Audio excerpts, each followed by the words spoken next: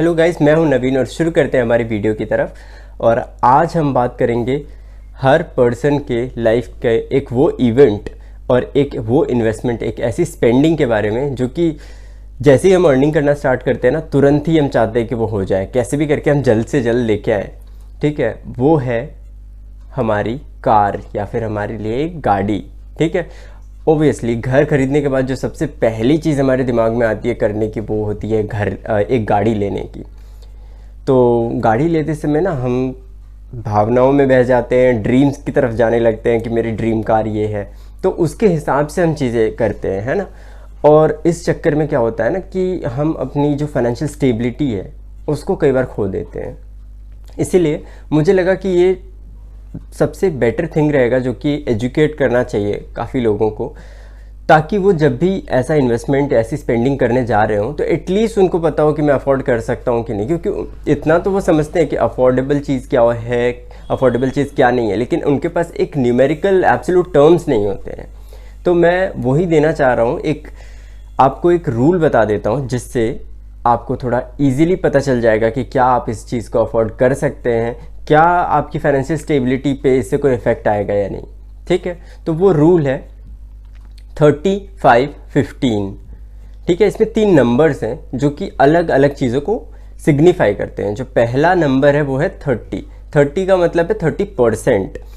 आपका जो भी कार आप या जो भी व्हीकल आप लेना चाह रहे हैं उसका 30% एटलीस्ट आपको डाउन पेमेंट करना पड़ेगा या फिर करना चाहिए। क्योंकि अगर उससे कम आप करते हैं इसका मतलब आप उसे अफोर्ड नहीं कर सकते हैं।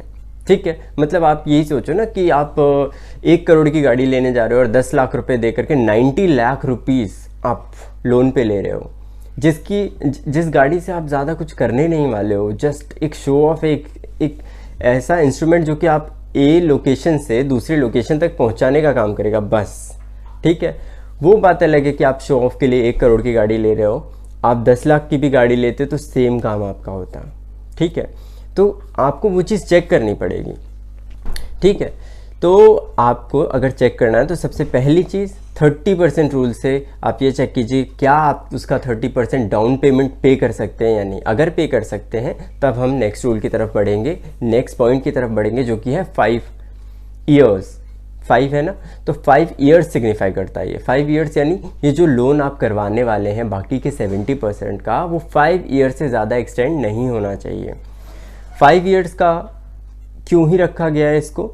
इसलिए रखा गया है क्योंकि कुछ लोग क्या करते हैं कि बहुत बड़ी गाड़ी ले लेते हैं अपनी जो उनकी कैपेसिटी है उससे ज़्यादा, और उसके बाद उसकी क्या कहते हैं कि किस्त बढ़वा देते हैं। मतलब अगर वो 5 साल करना चाहिए उसको आइडली, तो उसे 10, 15, 20 ईयर्स तक उसे स्ट्रेच कर देते हैं ताकि ईएमआई कम आएगी और मैं उसे हैंडल कर पाऊंगा, मतलब उसकी ईएमआई को हैंडल कर पाऊंगा। और क्या फ़र्क पड़ता है अगर मुझे 20 साल तक देना पड़ गया तो 15 साल तक देना पड़ गया। इवन कुछ कंपनीज अलाउ भी नहीं करती हैं, बट स्टिल कुछ कंपनीज हैं, कुछ बैंक्स हैं जो कि अलाउ कर देते हैं।